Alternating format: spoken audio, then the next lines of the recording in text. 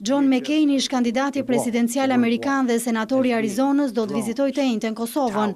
Në agjendën e publikuar nga autoritetet në Prishtinë, kreu i Komisionit për Shërbimet e Armatosura do të mbajë edhe një fjalim në Kuvendin e Kosovës në orën 14:30. Ai do të ketë gjithashtu takime me krerët e shtetit.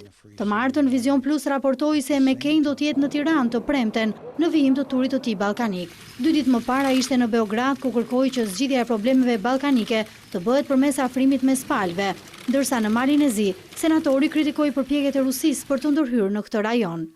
Unë përgëzoj qytetarët që vendosën të jenë antarë të NATO-s. Kur shohim trazirat në botë, është e rëndësishme që të sigurohet stabiliteti.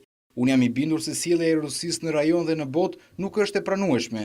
Sjellja ruse kërkon solidaritetin dhe forcën tonë që të ruajmë parimet dhe vlerat e demokracisë.